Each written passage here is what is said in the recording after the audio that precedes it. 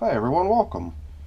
I'm over here at my computer and I'm reviewing the video from the last time we checked in on my European nightcrawler system where we've been doing this feeding in the corners, this pocket feeding style, and every time we go into this bin I've been, at least most recently, preparing a little diagram to show what was fed in each corner and how many days it's been since that feeding was applied.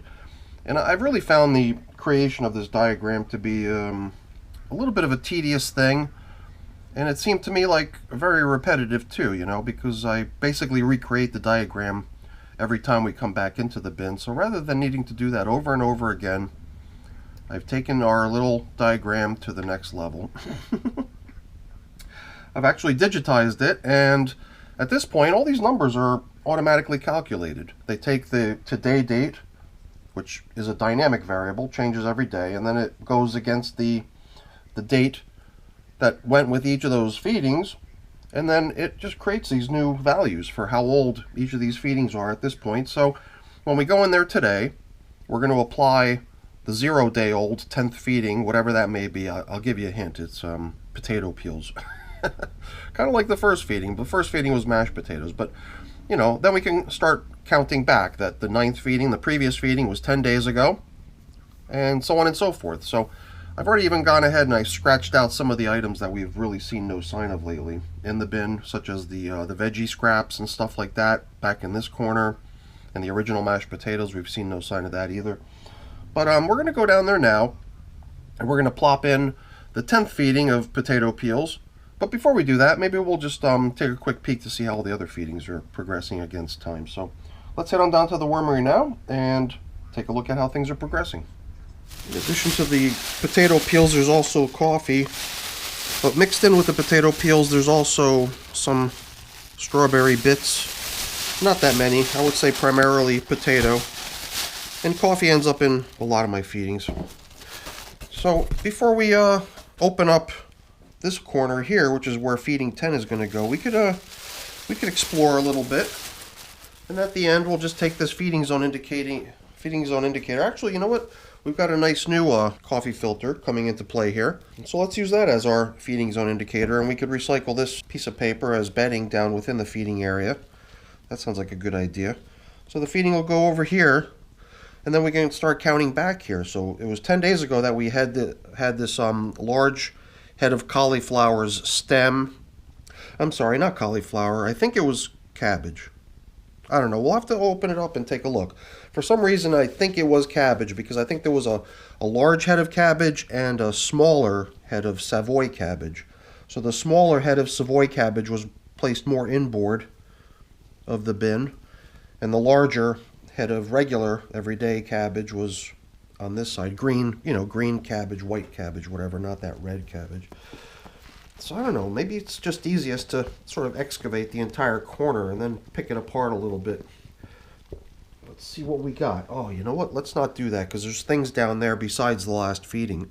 The avocados, I could feel them in my hand as I started probing down. So you know what? We'll remove a little bit at a time. We've got this stuff on top. It's a lot of worms and a lot of castings. And then surrounding the stuff is more worms. I guess this big thing here would have to be the regular cabbage, and what's left, I don't know, I guess the thing had to be about 3 times the size when we put it in here 10 days ago. And there's a lot of worms working on it, obviously, but it was over here somewhere right next to it, I believe. It was a somewhat smaller head of cabbage. It was probably around this size when it started 10 days ago. So it could very well be history at this point. But, if we keep probing deeper... Oh, did we find it? No. If we keep probing a little bit deeper, then that takes us actually back to the previous feeding that occurred in this corner 40 days prior to that. So this is 10 days old, but these avocados are now 50 days old down in here. So I guess that's the one advantage of not having my little green information board with me. I can't just glance over and see all the numbers. Luckily, we're incrementing these feedings at 10-day at 10-day intervals. So I can very easily do the math, counting back. It was only those first few feedings that were 7-day intervals, 8-day interval, and then we adopted that 10-day interval pretty early on. So I got a feeling that this is going to be like one of the more hot spots here. It's going to go another month before we come back in here to feed, and by that time I would assume that the cabbage will have to have been gone by then, but who knows? This avocado could last forever at this pace. All right, you know, we're causing a little bit more of a disruption here than I think is necessary. So I've been placing, first I was placing these avocados in sort of folded back together down the cut line, and then I started putting them in upside down so that maybe some of this fleshy material would just drop out. Now we'll just try putting them in face up or whatever. I don't know, I'm just improvising here, not knowing exactly what to do because these avocados are really just taking forever for some reason. So whatever, let's return our little worm army to the job of continuing to break that stuff down. So there's no absence of worms there, that's for sure. I don't know why it takes so long. It's very weird. So that cabbage back in there, although I don't think we're going to see that ever again. It's probably going to be toast in a couple days. So I knew that that would be a fun corner to check in on. Now the previous corner, 10 days for the cabbage butts, but 20 days now since we last checked in on, since we fed the since we fed the chestnut. And the chestnut seemed like it was taking on a lot of momentum. There was a lot of worms very interested in it, but there were still also large bits of it remaining last time we checked in here. And I believe that something like this would be the remains of what had originally been maybe the size of a walnut or something. I don't know what to compare it to. So it does seem like we're still going to maybe find a few more pieces of leftover chestnut here and there, some of them bigger than others, and some of them, probably the majority of them, for the most part, gone at this point. And then you would go back quite a ways to the previous feeding in this corner, which I don't even remember what it was at this point. The chestnut sort of took over my interest. I think it was apple peels, and we might have even seen some apple peels in the previous check-in. Man, look at all these worms. This bin is quite incredible. Just when you think you've seen the majority of the worms in the bin mobbed in one location, over there feeding on cabbage and avocado, you come over to the chestnut and you find pretty much just as many worms working it. So here's another piece of it. I don't think it matters so much if it's sunken down or if it's right there on the surface. I guess the advantage to having it down low is that, you know, no scent of it can sneak out past the plastic coverings and possibly, you know, attract some sort of pests or whatever. But luckily I don't see too much of that in most of my systems, knock on wood. All right, let's keep going. Over in this corner now, I'm trying to remember, what did we have in here? Definitely seeing the drawback of doing this on the computer and not having it right there for me to peek over at it. There's a lot of, wow, look at the size of that. There's a good number of leaf stems in here. And I do use leaves as bedding very often. And I think we didn't really see much or any of that in the other two corners. So that just tells me that this corner is getting a little bit of neglect. What do we got here? Did I just pull some worms out? Maybe that was still part of the the chestnut corner. For some reason, I think we've already, for some time now, been thinking about this corner here as one that could probably do with the feeding sometime soon. And I think by, you know, increasing traffic to this corner, we'll probably start to see some reduction finally on all of these things that should really be worked down at some point soon. All these little leaf stems. I don't know. As much as I complain about seeing them when I see them, I think that they're a pretty great measure, you know. Because once I do start to notice that, for the most part, they're all gone, knowing that I've used them in the past, it starts to tell me that I'm really getting to the point where it's mostly castings at that point, not just bits of stuff littering it. So whatever, we bumped into like the remains of another coffee filter here, a little bit of bedding that probably went with one of the previous feedings, but frankly I don't see any signs of anything in here. So this will be the corner that we come back to next time we check in here in another 10 days, God willing. And and try to keep to the 10-day interval. Actually, I don't know. I was even thinking maybe increasing the interval, maybe going to 2 weeks. It's just been a little bit chilly down here in my basement. It does always seem like I'm bumping into a lot of leftovers. Speaking of leftovers, here's apple peel. It always catches my eye because it's got this little shimmer and sheen to it. So, interesting. Just kind of cool that I always seem to bump into it after we're already finished inspecting that corner. Alright, let's get this feeding done already. We've got this final corner here. This is where we're going to be feeding. And if you go way back, there had been stuff in this corner. I don't remember. I think there may have been Brussels sprouts and different things fed back in this corner going way back when. But the one thing that was notable was when we fed pumpkin and included the stem of the pumpkin in here. And as you would imagine, it's not the sort of thing that gets eaten right away. It's been in here for some time now, but it was definitely showing signs of wear. So other than the pumpkin, which is not really one of those things that the worms are going to generally mob around, they'll stay there and they'll keep working it. But I think other food items in the bin will probably draw their attention more than, you know, a hunk of stem. But yeah, like here's a piece of banana peel too. You know, there's no mention of the banana in the list of things that have been fed to this system. But just like the coffee, it's just one of those things that sort of snuck in with whatever was the predominant feeding that time. So besides the potato peels, we're going to have to share space with this beast. This is the stem of a pumpkin. It's been in here for a couple months now. And you squeeze it a little bit, it emits juices. I've already chipped off some pieces of it because it's quite fragile. And I usually do just as a demonstration to show how easily it'll break apart.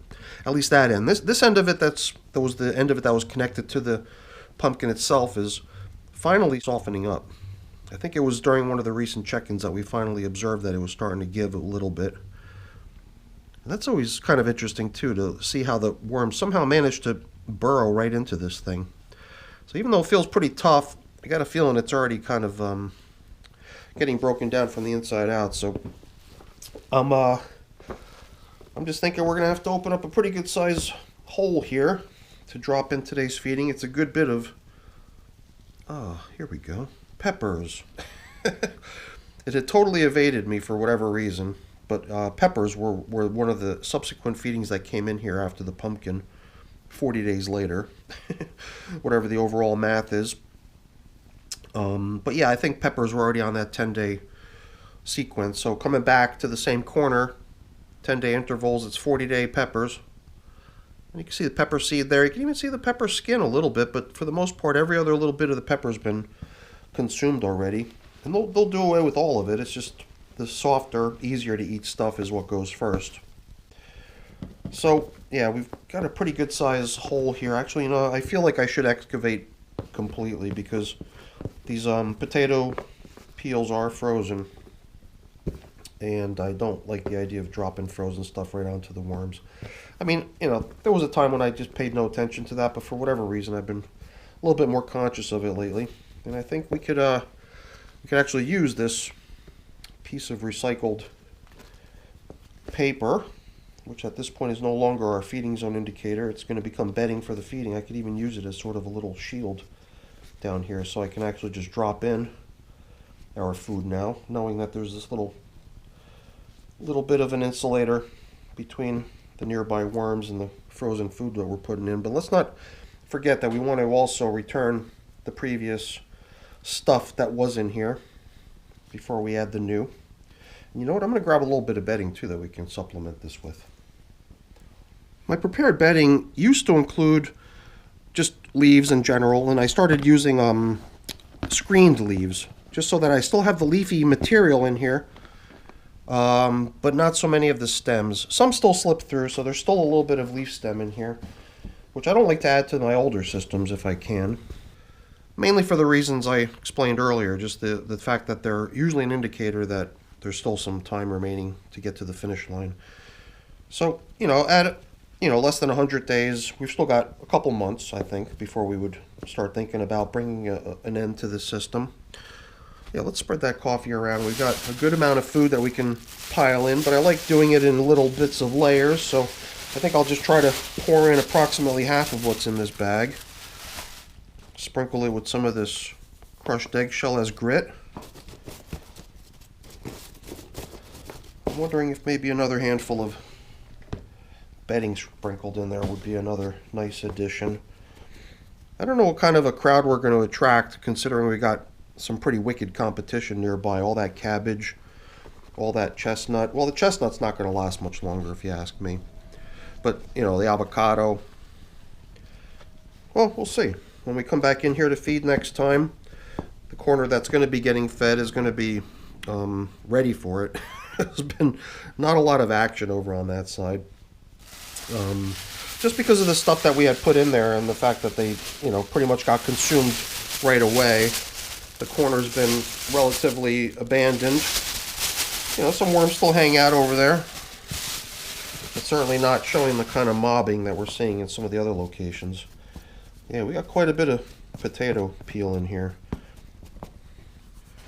I think we're going to see a big depression, a big hole here once this stuff starts getting broken down. Maybe, you know, maybe not in 10 days time. Maybe we'll come back in here and we'll find some leftovers, but that's usually part of the decision-making process when I choose foods to bring down here. I mean, I could have bought down a cucumber that I have in my freezer awaiting an opportunity to get fed to the worms. I got other things. I got some melon. I got all these other things which, you know, if we were to put that in here, it would be gone within 3 or 4 days. So I think the whole idea of, you know, feeding in a fashion like this is to be able to observe the progress, you know, and that's what makes it interesting. So, you know, at some point in the near future, we might deliberately start choosing stuff that will break down a lot more quickly.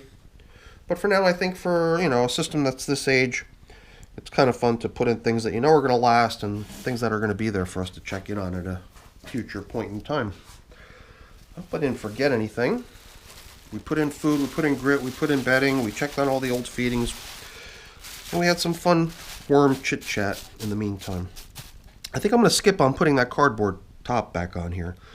There weren't many, but when I bought the system over from the shelf, I noticed some flying insects, and I've been noticing that systems where I've got multiple coverings as well as like a cardboard top, I start seeing these flying insects. So I think we should be good with just these coverings here.